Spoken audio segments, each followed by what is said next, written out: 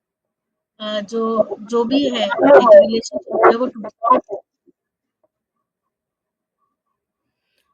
दीदी, अब आध्यात्म के ज़रिए हम कैसे इन सब समस्याओं को ओवरकम कर सकते हैं? आप उसके बारे में जी, कुछ बताएँगी? जी। देखिए अगर हम बात करें कि कैसे हम रिलेशनशिप के अंदर हार्मनी लेकर आए, अ, तो उसमें जो पहली चीज़ है, नंबर 1 है, वो है स्पिरिचुअल अवेयरनेस। स्पिरिचुअल अवेयरनेस का मतलब ये है कि हम उसके अंदर स्वयं को पहचानें। अ, अब अगर हम स्पिरिचुअलिटी की बात करते हैं, उससे पहले मैं एक बहुत छोटी-सी एक आपको चीज़ बताती हूँ कि डेनियल गोलमेल करके एक वो रहे हैं, साइकोलॉजिस्ट रहे हैं, जिन्होंने इमोशनल इंटेलिजेंस की टर्म को जो है वो कॉइन किया है और बहुत फेमस वो साइकोलॉजिस्ट रहे हैं। उन्होंने जो इमोशनल इंटेलिजेंस को समझाया, उसमें सबसे पहले बोला कि सेल्फ अवेयरनेस। स्पिरिचुअलिटी से काफ़ी अलाइन्ड है, इसलिए मैं इसको कोट कर रही हूँ यहाँ पे, कि सबसे जो फर्स्ट स्टेप होता है, वो सेल्फ अवेयरनेस होता है कि स्वयं की पहचान। जब हम स्वयं को पहचान लेते हैं, तो दूसरा स्टेप आता है self management. First is self awareness and the second is self management. जब खुद को समझेंगे तो खुद को मैनेज हम तब कर पाएंगे। फिर उसके बाद जो तीसरा स्टेप आता है, वो आता है सोशल अवेयरनेस, यानी कि जब हम अपने से अलग दूसरों को समझते हैं। सोशल, अपने जो सोशल जितनी भी उसमें सब कुछ आता है सोशल में। सोशल अवेयरनेस अगर होती है तो रिलेशनशिप मैनेजमेंट होता है, that is a fourth step. और सेम स्पिरिचुअलिटी का भी यही कॉन्सेप्ट है कि हम रिलेशनशिप की बात कर रहे हैं, फोर्थ स्टेप की बात कर रहे हैं, जबकि हमारा फर्स्ट स्टेप ही वीक है। तो जो हमारा फर्स्ट स्टेप है वो है हमारा self awareness, and that comes with the spirituality. परमात्मा ने हमें सबसे पहले अपना ज्ञान देने से भी पहले हमें अपनी स्वयं की पहचान कराई। परमात्मा ने हमें बताया कि तुम मुझे भी नहीं पहचान सकते जब तक तुम खुद को नहीं पहचानोगे। तो सबसे पहले हम अपने आप को पहचानते हैं, और अपने आप को पहचानने का मतलब केवल ये नहीं कि मैं आत्मा हूँ, ये शरीर मेरे को कर्म करने की मिला, सिंपली ये नहीं। मैं आत्मा हूँ, लेकिन कौन सी आत्मा हूँ? मैं आत्मा हूँ, लेकिन परमात्मा के कौन से 7 गुण मेरे अंदर हैं? वो 7 गुण को मैं कैसे निरंतर अपने अंदर बढ़ा सकती हूँ? वो 7 गुणों के आधार से मैं खुद परमात्मा समान बन सकती हूँ। यानी कि जैसे कि परमात्मा को सब प्रेम करते हैं, वो क्यों करते हैं? क्योंकि परमात्मा को आप कितनी भी कोई मंदिर जाके, कहीं जाके कोई कितनी गालियाँ भी दे लेगा ना, तो भी परमात्मा केवल उनका कल्याण ही सोचता है। वो उनके लिए हमेशा दुआएँ ही देगा। परमात्मा कभी किसी की ग्लानि नहीं करेगा, परमात्मा किसी के साथ कुछ बुरा नहीं करेगा। तो हम जब वो हमें अपनी पहचान देता है, तो हमें ये जो हमारी ये जो अंदर की इंस्टिंक्ट है जो है कि I am the giver, I am not the taker. मुझे देना है, मैं कोई बेगर नहीं हूँ कि मुझे किसी से माँगना है। परमात्मा ने बताया कि तुम तो अधिकारी आत्मा हो। तुम परमात्मा के गुणों से भरी हुई अधिकारी आत्मा हो, यू ओन इट। आपके अंदर वो सारी चीजें हैं। When you have everything, then why do you want to take something from anyone? So you are enough in yourself. You are sufficient in yourself. You are you are having everything in abundance. सब कुछ आपके पास अति में है। वो चीज सब कुछ अभ्यास से आती है। और 7 गुण के साथ हमारे अंदर जो 8 शक्तियाँ हैं, वो हमारे अंदर जागृत होती हैं, जिसकी निशानी दुर्गा के रूप में भी दिखाई हुई है, कि दुर्गा की 8 शक्तियाँ हैं, वो सब भी हमारे अंदर है। उन शक्तियों में हमारे अंदर सहन करने की शक्ति, सामना करने की शक्ति, पावर टू फेस, है ना? निर्णय लेने की शक्ति, डिसीजन मेकिंग, परखने की शक्ति, ये सारी की सारी कोऑपरेट करने की शक्ति, ये सब चीज़ें हमारे अंदर ऑटोमैटिकली डेवलप होती है when we practice soul consciousness. तो सिंपली ये नहीं कि मैं आत्मा हूँ, लेकिन मैं कौन-सी आत्मा हूँ और मेरा क्या कर्तव्य है इस धरती पर आकर। मेरा कर्तव्य केवल ये नहीं कि मैंने जन्म लिया, मैंने अपनी इस बॉडी को खिलाया-पिलाया, इसे सजाया-संवारा, अ, शादी की, बच्चे किए, ये सिर्फ पर्पज़ नहीं है। ये तो एक एक अगर पशु योनि में भी कोई जन्म लेता है, उसका कार्य भी यही है। लेकिन मेरा कार्य कैसे दिव्य है? मैं परमात्मा की संतान हूँ, मेरा दिव्य जन्म है, तो मेरे लिए मेरे कर्तव्य क्या होने चाहिए? जब मुझे इसका बोध होता है, तो मेरी हर चीज़ के अंदर वो रिफ्लेक्ट होता है। मेरे मनसा, वाचा, कर्मणा, तीनों पे इसका रिफ्लेक्शन आता है। मैं क्या सोचती हूँ, मैं क्या बोलती हूँ, मैं क्या करती हूँ, इन तीनों के ऊपर रिफ्लेक्शन आता है। तो जब मैं ये समझती हूँ कि मेरे अंदर चलने वाले विचार को मुझे कैसे सही दिशा देनी है, तो ये होता है सेल्फ मैनेजमेंट। अभी तो हमें पता ही नहीं है कि हमारे अंदर चलने वाले विचार है कौन से। अभी तो हमें ये नहीं पता कि इन विचारों को कौन-सी दिशा देनी है। किसी ने बोल नेगेटिव हमारे अगर मन में आया तो हम नेगेटिव ही सोचते जा रहे हैं। नेगेटिव मेरे मन में आया तो मैं नेगेटिव के रास्ते पे चली जा रही हूँ, नेगेटिव की ओर अट्रैक्ट हो रही हूँ। मुझे स्ट्रेस बहुत है तो मुझे किसी ने बोला शराब पी लो या फिर सिगरेट पी लो तो मैं उसकी तरफ खिंच जा रही हूँ। तो ये मन पे कंट्रोल नहीं। अब मुझे आत्मबोध हुआ कि मन मेरे साथ है, मुझ आत्मा के साथ है। ये मेरी ही एक फैकल्टी है। मन मन की मैं मालिक हूँ। तो जब मैं मन की मालिक हूँ, गीता में भी लिखा हुआ है मन जीते जगत जीत। मन को ही नहीं मैंने जाना, मन मुझे पता ही नहीं मन है क्या। तो मुझे पता है परमात्मा ने कि मन तुम मन के मालिक हो। मन को हम एक इस तरह से भी देख सकते हैं, एक इनर चाइल्ड के रूप में। जैसे एक छोटे बच्चे को हमें बार-बार कमांड देनी पड़ती है कोई भी चीज़ सिखाने के लिए कि do this, do not do this. ये वाली चीज़ें हमें करनी पड़ती है। Same way we have to do it with the mind. हमें भी माइंड को बार-बार समझाना है कि क्या सही है और क्या गलत है। एक बार नहीं 1000 बार समझाना पड़े तो भी समझाना पड़ेगा कि ये सही है और ये गलत है। और एक दिन ऐसा होगा ही होगा, जैसे एक बच्चा समझ जाता है, वैसे ही मन भी समझ जाएगा कि ये चीज़ मुझे करनी है और ये चीज़ मुझे नहीं करनी है। लेकिन वो मैं करती हूँ तब जब मेरा इंटेलेक्ट परमात्मा के साथ जुड़ा हो, यानी मेरी बुद्धि परमात्मा के साथ जुड़ी हो, तो मेरा मन मेरे कंट्रोल में रहता है और मेरे संस्कार अपने आप शुद्ध होते रहते हैं, संस्कार अपने आप परिवर्तन होते रहते हैं। तो मन, बुद्धि और संस्कार ये आत्मा के साथ ही आते हैं और आत्मा के साथ ही जाते हैं। ये इनविजिबल एनर्जी है। आत्मा भी इनविजिबल एनर्जी है, मन भी इनविजिबल एनर्जी है, इंटेलेक्ट भी इनविजिबल एनर्जी है, संस्कार भी। रिफ्लेक्ट होते हैं बॉडी के थ्रू, लेकिन ये दिखते नहीं है आँखों के द्वारा। तो ये अंडरस्टैंडिंग है पहली, कि पहला तो है सेल्फ अवेयरनेस। फिर दूसरा है कि हमें इसकी प्रैक्टिस करनी है कि मैं कौन हूँ। मुझे इस शरीर द्वारा हमेशा श्रेष्ठ कर्म ही करने हैं और अपने मन को हमेशा श्रेष्ठ कमांड देनी है। दूसरा, हमें क्लियर और लविंग कम्युनिकेशन रखना है हर एक किसी के साथ।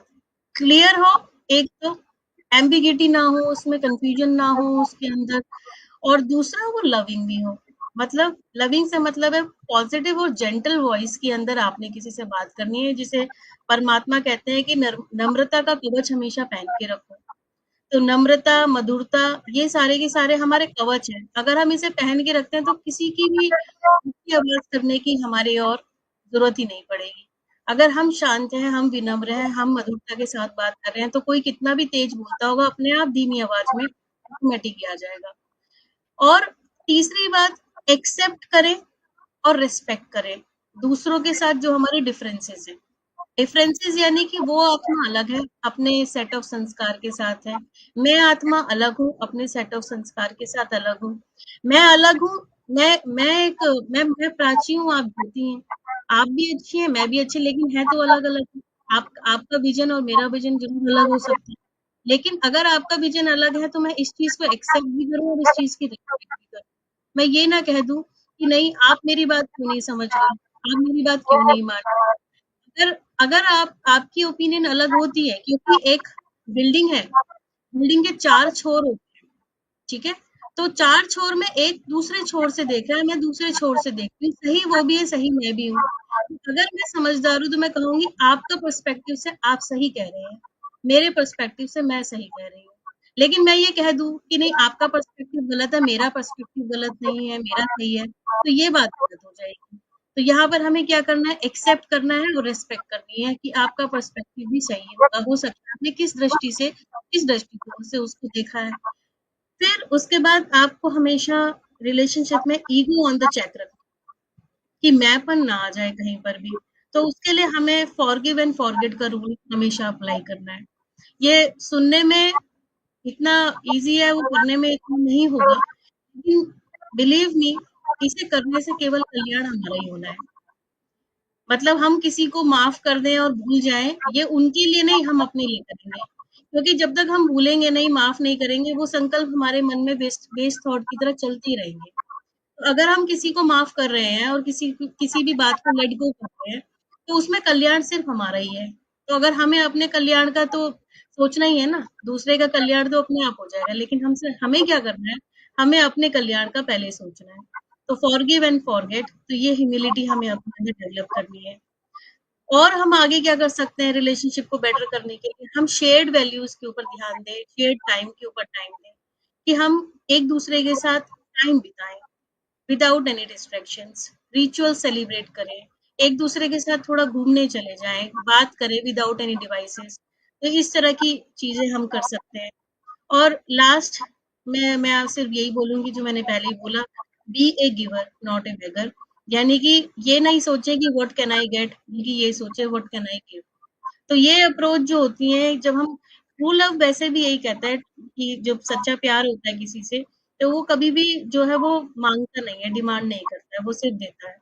और परमात्मा हमें कहते हैं कि आपका भी जो रोल है वो सिर्फ और सिर्फ देने का है। जैसे परमात्मा का है वैसे भी आप जो है वो मास्टर भगवान की तरह है। यानी कि आप भी जैसे कई बार हम लोगों को बोल भी देते हैं, जो बहुत ही सज्जन पुरुष या महिला हम देखेंगे, कहेंगे आप तो देवता समान है, आप देव समान है। तो वो क्यों बोल देते हैं? वो इसलिए बोल देते हैं क्योंकि उनके अंदर वो क्वालिटी उनकी जैसी पाई जाती है। तो लास्ट में अगर वैसे बात करी जाए तो ये सारे छोटे-छोटे टिप्स हैं, लेकिन इन टिप्स को अगर हम अडॉप्ट करते हैं तो बहुत अपना जीवन जो है वो सुंदर बना सकते हैं। दीदी बहुत ही अच्छे टिप्स थे, बहुत ही अच्छे तरह से। और हमारा थोड़ा-सा टाइम ज़्यादा हो गया है, लेकिन बिना मेडिटेशन के तो हम आपको जाने नहीं देंगे। जी, लेकिन एक क्वेश्चन मेरा अभी बाकी है, थोड़ा-सा और हम ले जाएँगे, चूँकि आपने पीएचडी की हुई है वुमेन्स स्टडीज़ पे, तो मैं ज़रूर ही आपके साथ कुछ और बातें करना चाहूँगी। तो मैं आपसे अनुरोध करूँगी कि हम नेक्स्ट सेशन में भी इसको आगे बढ़ाएँ। एक्चुअली ये महिलाओं पर ही बेस्ड है। मेरा क्वेश्चन ये है, जैसे आपने दुर्गा की बात की, माँ दुर्गा की। तो आज जब लड़कियां फाइनेंशियल इंडिपेंडेंट होकर अपनी शक्तियों का यूज कर रही हैं, प्रयोग कर रही हैं, तो क्या इसलिए परिवार बिखर के टूट रहे हैं? मीन्स जरा सी महिलाओं ने थोड़ा सा खुला आसमान देख के उड़ान भरी, अपने पंख फैलाए, जरा सी खुली हवा में सांस ली और जरा सी अपनी खुशी के बारे में सोचा और परिवार भर भरा के नीचे बिखर गया। तो क्या सारा का सारा अपने कंधों पे भार महिलाएँ ही उठाए हुई थी? ये मेरा क्वेश्चन है, जिस पे मैं चाहूँगी कि हम, क्योंकि ये काफ़ी व्यापक हमारा टॉपिक हो जाएगा, तो नेक्स्ट एपिसोड में अगर आप हमारा अनुरोध स्वीकारें, तो प्लीज़ नेक्स्ट एपिसोड में भी हम इसको आगे बढ़ाना चाहेंगे। बिल्कुल ये इस जो आपने बात कही इसके 2 पर्सपेक्टिव हैं।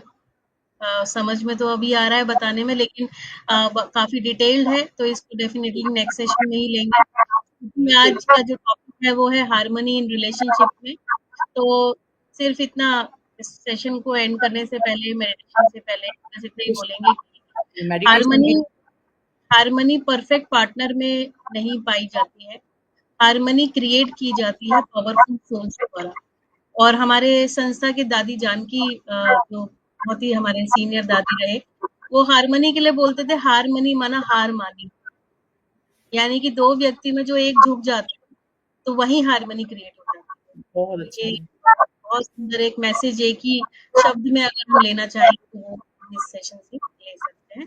अभी हम मेडिटेशन करते हैं। जी, ज़रूर।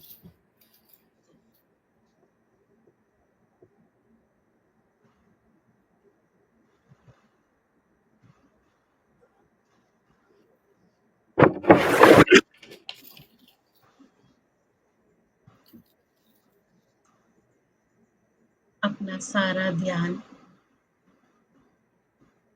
बाहरी सभी बातों से हटा लें। किसी भी तरह की आवाज़ बाहर से आ रही है, आप सुनते हुए भी उसे अटेंशन ना दें। महसूस करें खुद को एक शक्ति के रूप में। मैं भ्रुकुटी के मध्य, सेंटर ऑफ द फॉरहेड, एक चमकता हुआ सितारा, एक लाइट, एक प्रकाश का पुंज हूँ। देखें, जहाँ मस्तक में हम तिलक लगाते हैं, उसी स्थान पे एक सितारे के समान मैं आत्मा चमक रही हूँ। फील करें, मैं शांत स्वरूप आत्मा हूँ। शांति के प्रकंपन मुझसे चारों ओर निकलकर चारों ओर फैल रहे हैं।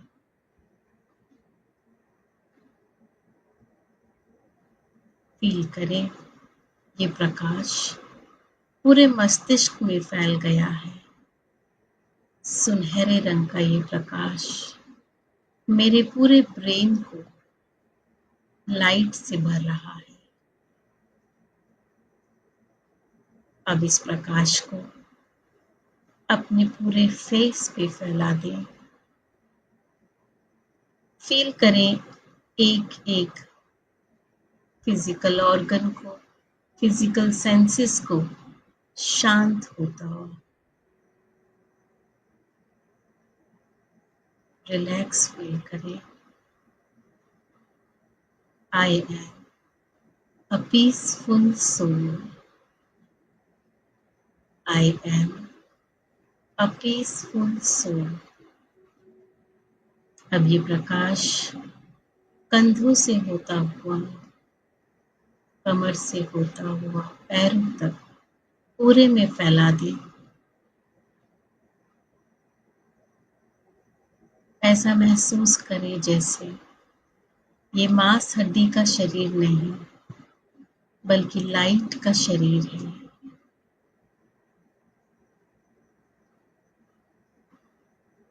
अब अपनी आंखों के सामने मन मस्तिष्क से अपने परिवार के सभी सदस्यों को सामने लेकर आए। उनके मस्तक में चमकता हुआ आत्मा सितारा देखें। एक एक संबंध को आत्मिक दृष्टि से देखें। ऐसा फील करें, ऊर्जा की तरंगे, शांति और शुभ भावना की तरंगे आपसे निकलकर लेजर बीम की तरह उनके मस्तक तक पहुंच रही है। उनके मस्तक में चमकती हुई आत्मा वो मैसेज, शांति से भरा, दुआओं से भरा मैसेज रिसीव कर रही है। एक एक आत्मा को, जो भी आपके घर में सदस्य हैं, आप उनको जो भी मैसेज देना चाहते हैं, ब्लेसिंग देना चाहते हैं, आप उनको इस विधि से दें।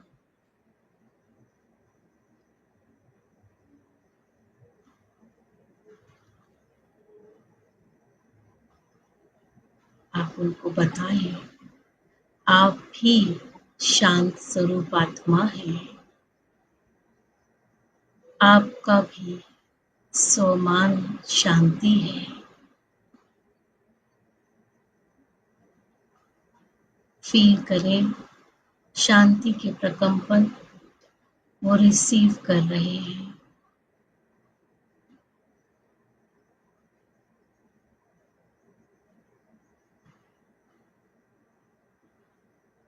अब ये शांति की वाइब्रेशन आप सब से निकलकर आपके पूरे घर में फैल गई है।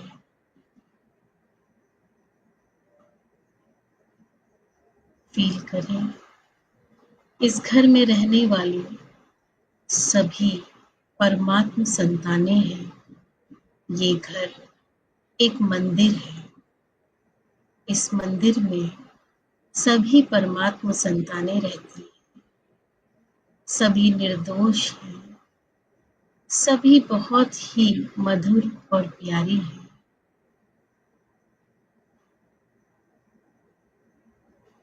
हम सब के बीच में बहुत सुंदर हार्मनी है। आत्मिक विश्वास है, आत्मिक प्रेम है। परमात्मा ने जैसे हम सबको एक सूत्र में बांधा हुआ है।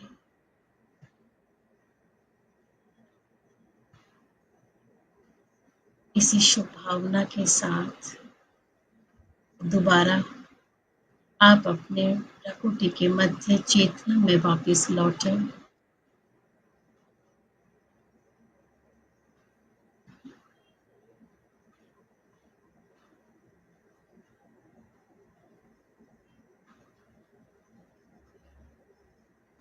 धीरे धीरे आंखें खोलें, परमात्मा का धन्यवाद करें।